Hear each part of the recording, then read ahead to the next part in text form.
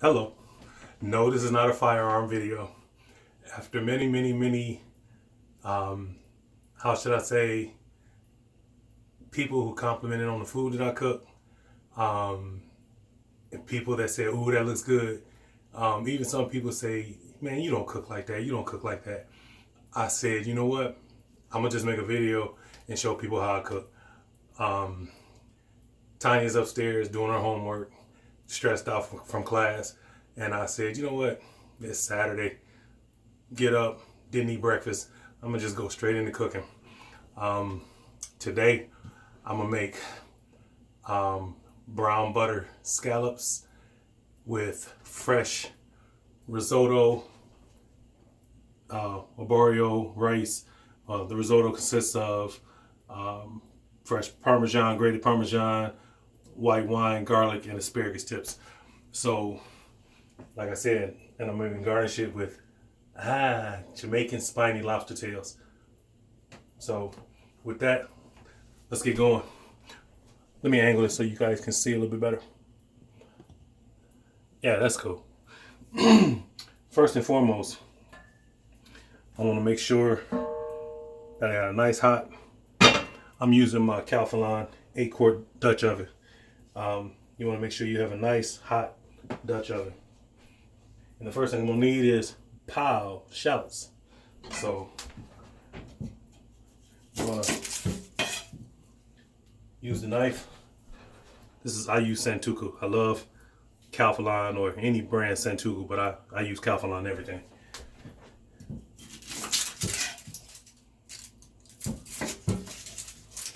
We don't need that many shallots. You know, it's only the two of us, so we don't have to have a ton of rice and stuff. But you know, you want to have a good amount of shallots in your skillet or in your pot. But first, for those who are not used to cutting onions, there is a quicker way to do it. See, or you can always, yep. So like I said, first of all, you want to have some nice shallots. And with that, let's see, where's my oil? Ta-da!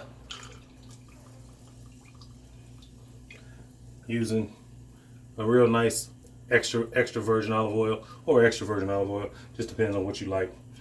Make sure you get it nice and hot and you smell it already. You want to throw your shallots in. Hear that sizzle? Yeah. Get all of them off that board.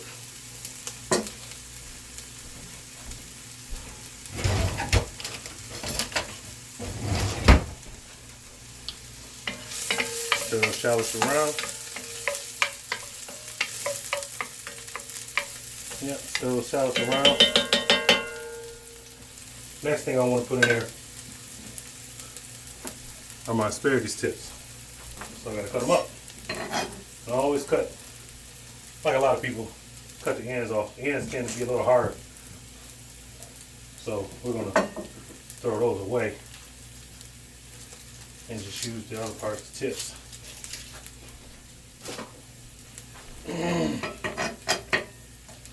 I'm gonna cut them in about 1-inch bite-sized pieces.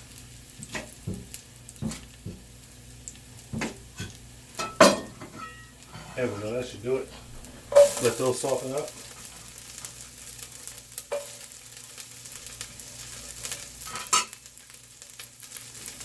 Yep, those will be real nice.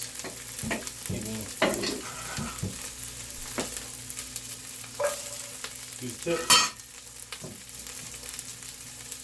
And give that a stir. Don't want it to burn. Definitely don't want it to burn. So I'm going to turn it down a little bit. The rice seems to be getting a little brown. Excuse me, the shallots seem to be getting a little brown. And with that, next, Guess what these are? Fresh portobello mushrooms. Baby bellas. Yep, we're gonna use some baby bellas. Ah, yeah, there we go. I love mushrooms. I'm a mushroom fanatic. Some people like them. Some people hate them. I love them. Mushrooms are wonderful. So while that's cooking down, get my garlic ready. And this right here, I don't think our household would be the same without garlic. We put garlic in everything. Yeah, I'm surprised I don't put garlic in my cereal. That's a joke. So let's see. Get this garlic out. Smash it. One more time. Garlic is one of those things that you want to make sure when you use it, you put it in almost last. Because if you don't, garlic burns. And garlic is very bitter. So you gotta watch when you put garlic in it. So when you do, oh boy. That paper out of there. See the knife skills? Y'all thought I was playing, didn't you?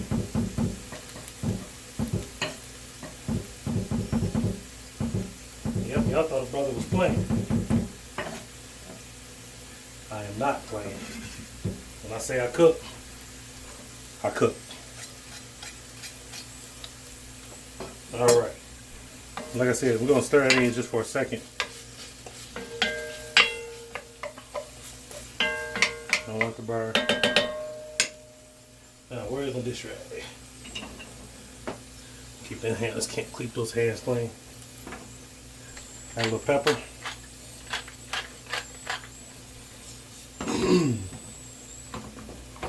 Add a little salt.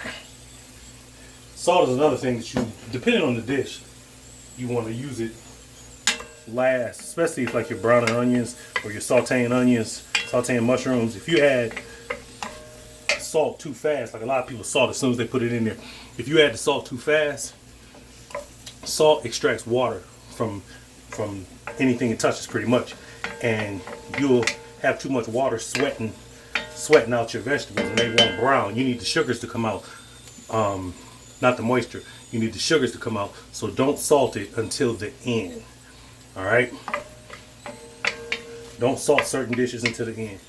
Okay, that's good. Now what we're going to add to make the risotto what it is, arborio rice. And you know, good rule of thumb when it comes down to your rice, rice is one of those things, no matter if it's arborio, long grain, short grain, any of this stuff, you want to use 2 cups of a liquid to 1 cup of the rice to starch. So we're going to add that now. Excuse me. And we're just going to stir that in.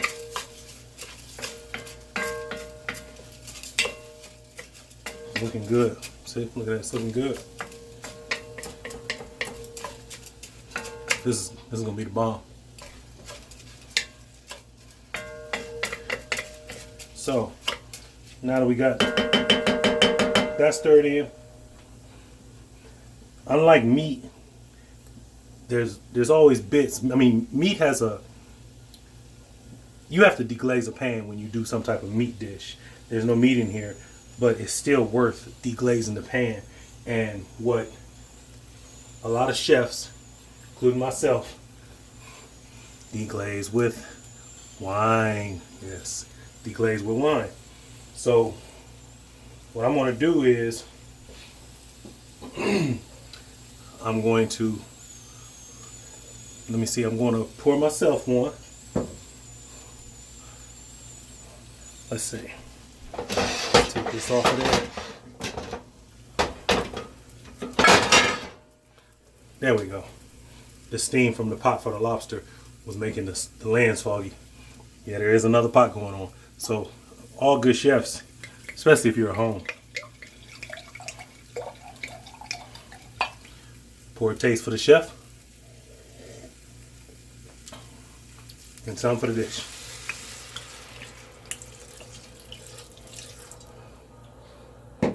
See, like I said, I'm gonna deglaze with that. Don't worry, you don't hear it cooking anymore. It'll come back. A little tap more. Just for the brothers who ain't here.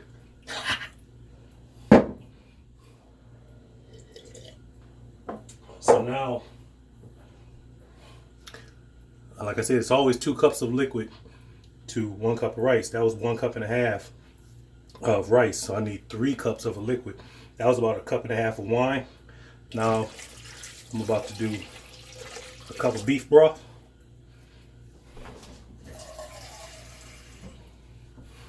Half cup water. Stir that up.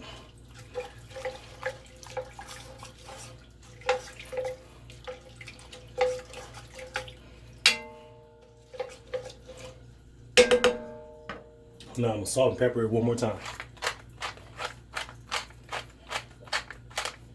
Little pepper. Not too much. A little more salt. Don't forget, you don't want to add too much salt because that beef broth already has salt in it. If I would have had time, I would have made beef stock out of some beef bones, but I don't have time for that right now. Stirring that salt and pepper. And put that daddy to rest. Bye bye. Bye bye. All right, put that to rest. You know what I think I'm gonna do? I think I'm gonna push this out the way and put this on the other burner and bring this lobster pot up. See how I swapped that out?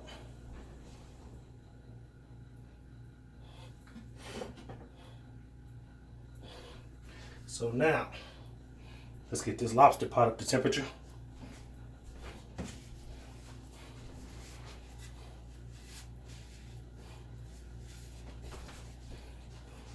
So now, what we're gonna do, we're gonna fix these Jamaican spiny lobster tails. They've already been cleaned. And the first thing I wanna do is take my kitchen shears and cut the back. See, look. This is strictly for presentation to get the meat out. I know some of you probably like, wow, I never seen it done before, but you go to a restaurant and it's already done for you. This is how they do it. Now your lobster has a seam in it, has a cut in it. This is where it's hard because the lobster shell can't cut you. Let me turn that steam vent to the back, burn myself.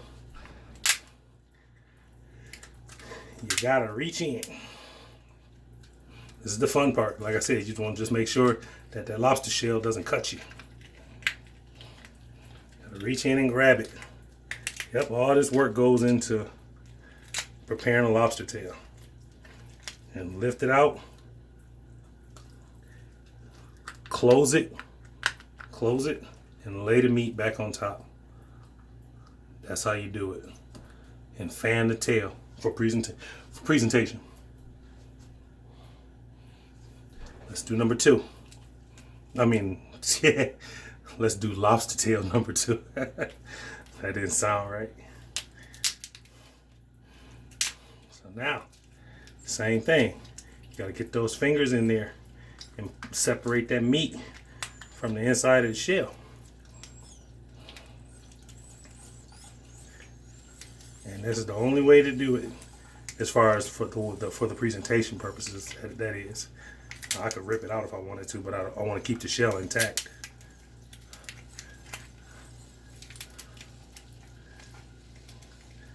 Yep. See? Just like that. fan the tail.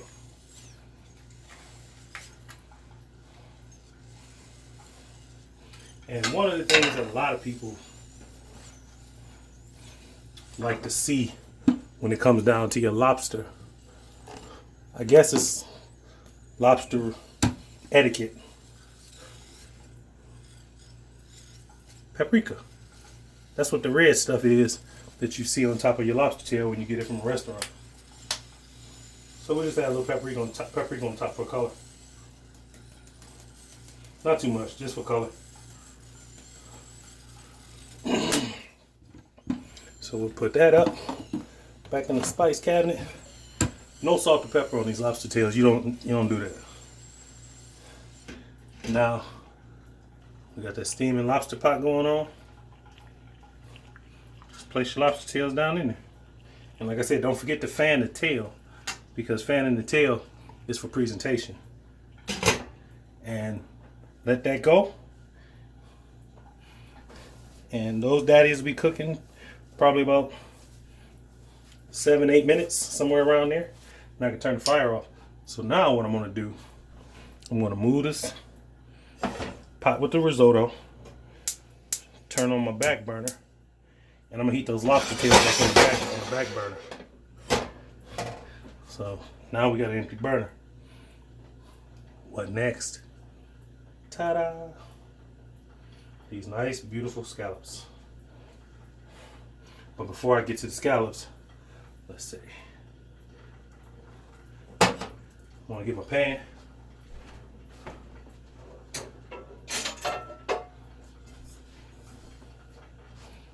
I was going to use Calphalon hard anodized. I think I changed my mind.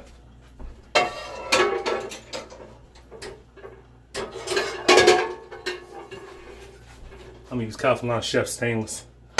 This will work.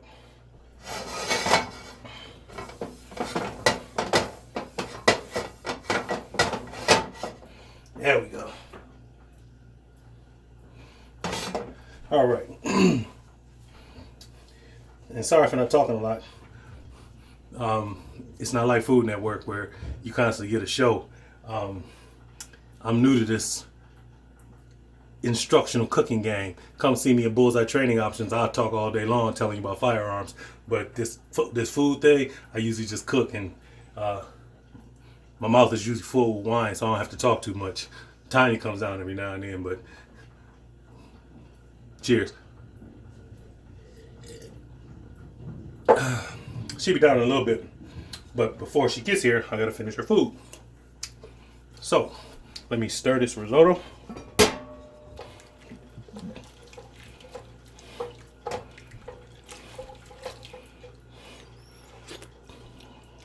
Great flavor. Great flavor. All right. Now in this pan, these beautiful, beautiful scallops are going to go. And the first thing you want to do when you're cooking scallops, you always want to make sure they're dry. They've been cleaned. The membrane has been taken off of the side scallops. And just so you know too, there's bay scallops and sea scallops. Bay scallops are so small, I never touch them. Just like I don't touch snow crab. I only eat king crab. I only eat king crab. Matter of fact, Alaskan king crab. But there's a membrane on scallops that you have to take off for it to be tough. These are the smaller sea scallops. Normally the big sea scallops are about that big, but this will do for this dish. If I was just doing just scallops with nothing else, our scallops would be about that big a piece. So now, after I pat them dry, I want to pepper them.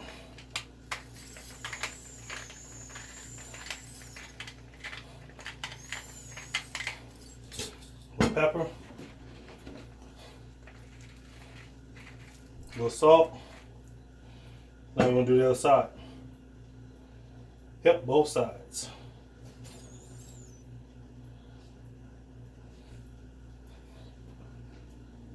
Tanya just peeked around the corner. She thought I didn't hear her. Yes, I'm recording it. Are you just recording or live? It's not live. It's recorded. I'm gonna upload it. Okay. I don't do Facebook Live. I know you don't. Yep. Yep, now pepper both sides. And salt both sides. There we go, that's good. Let that rest for a second. So now twofold. Make sure that pan is hot. I'm gonna add my oil. We're gonna do 1 part oil. With a couple pats of butter.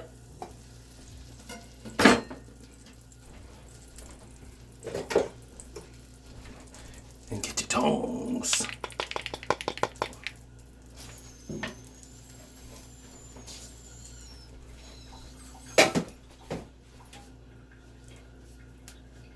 Erica.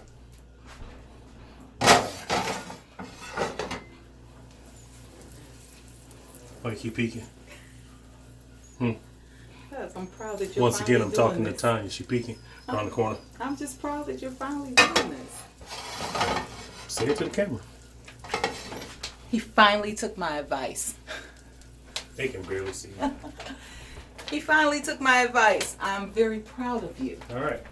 It makes me blissful. All right. And I can't wait to eat. Yeah, what a time. All right, back to this.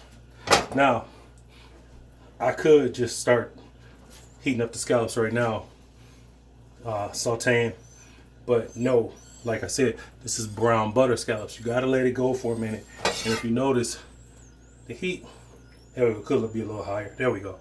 A little higher on the heat. And we'll get back to this in a second. I'll be back. By the time I come back, this butter will be brown. Peace for a couple seconds. All right, we're back. Let's get this going again. Like I said, we want to brown this butter. Make sure the fire is right. There we go. We're going to brown that butter. Here we go, here we go. Want to get that pan nice and hot.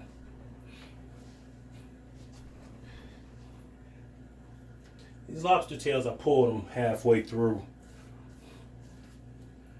because I'm going to put them back in just to warm them up. But as you see, the lobster is sitting right there.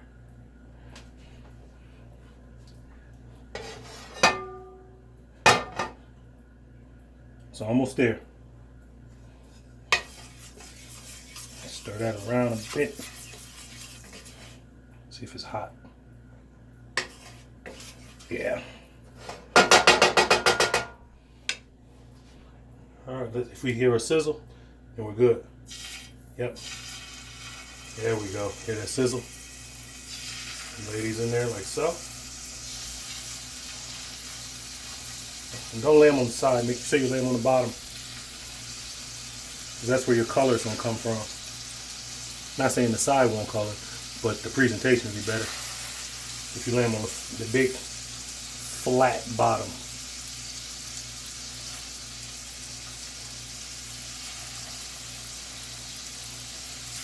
I wish y'all could smell it over here.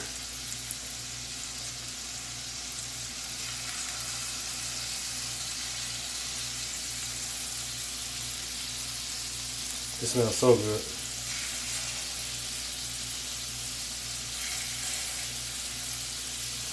All right. And there you have the sea scallops going on. Clean up the station a little bit. Always keep your workstation clean. Always. That's a no-no in the culinary world. Always remember this. Dirty kitchen, people don't want to eat your food. Always keep your kitchen clean. Not when you're not cooking, when you're cooking. If somebody came in here right now, they want to be able to say, oh wow, he has a very, or she has a very clean kitchen. I trust them and I trust their food. I know some of y'all got some jacked up kitchens. Now we're going to add a little more butter.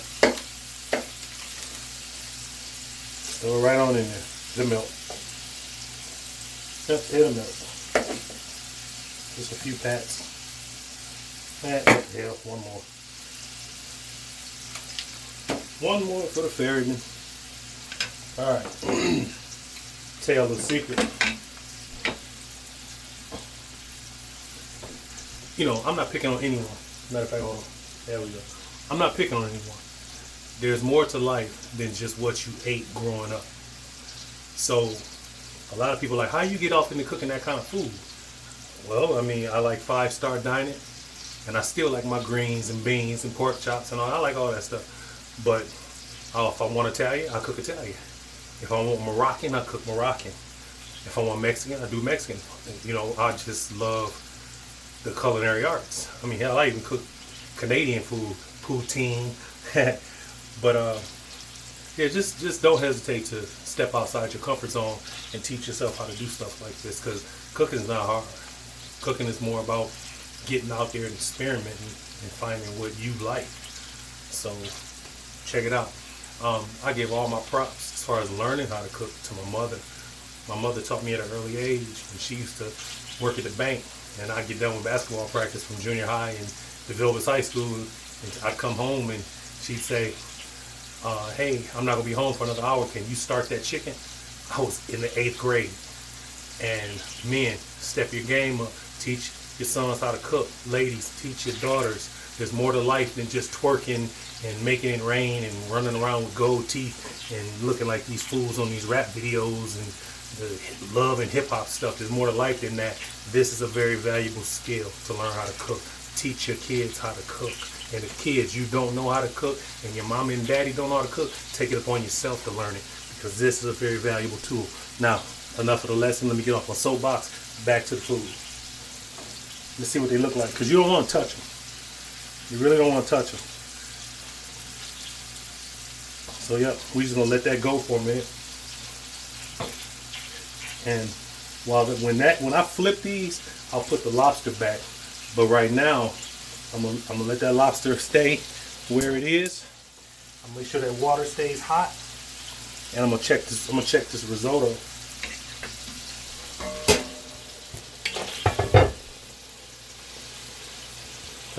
Bump the camera.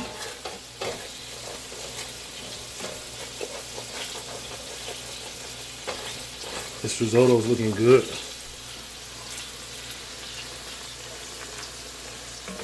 See that?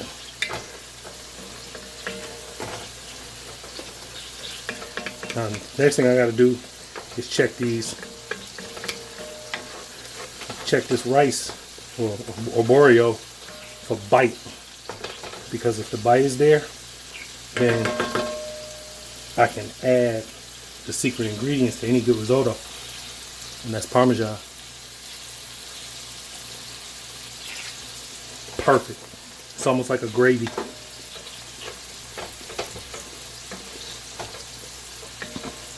So turn that off.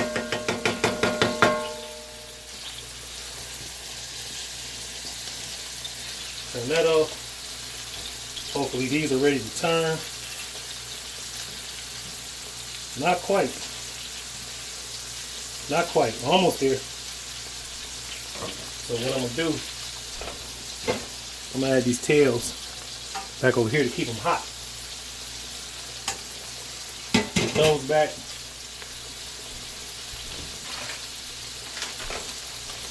And now, normally,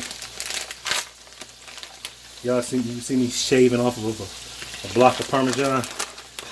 I'm just going to use the Kroger, but it is real Parmesan. It's not that stuff in the shaker. So I'm going to add a generous amount of Parmesan, and I'm going to leave some for garnish. See? I'm going to stir it up.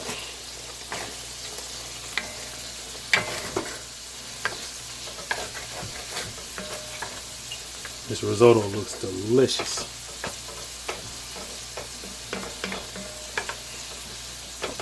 Look at that. Look at that. The boy is a monster. Excuse me. The man is a monster.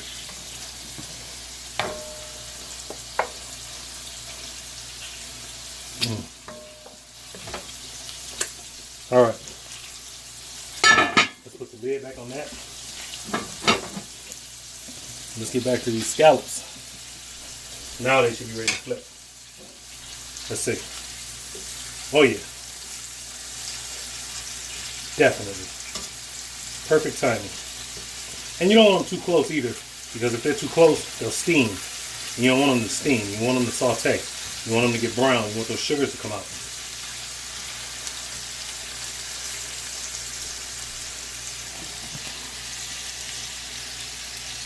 See those? Right. Now I gotta fix some stuff. Hold on. Let me fix it.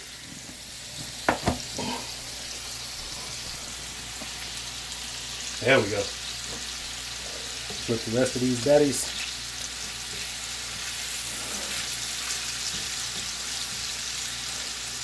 So now, one of the last things I want to do, and this is slick. What's this?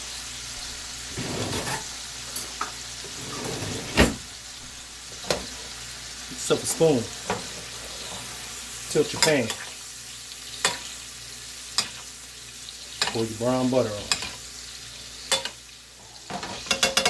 And before we finish that, we're going to get another little small clove of garlic. And we're not doing this so we can have garlic all over the scallops. We're going to flavor that butter. And let's go.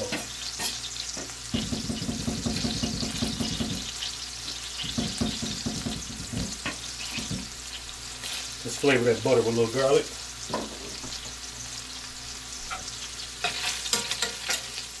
There we go. Tilt that pan.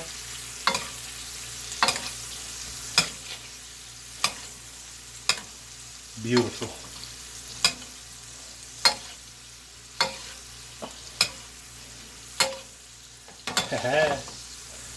Told you I'm a monster in this kitchen.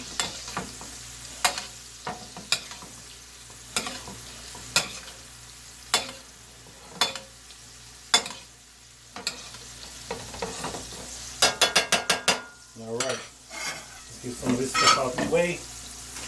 Move stuff, get out the way. Clean the cooking area.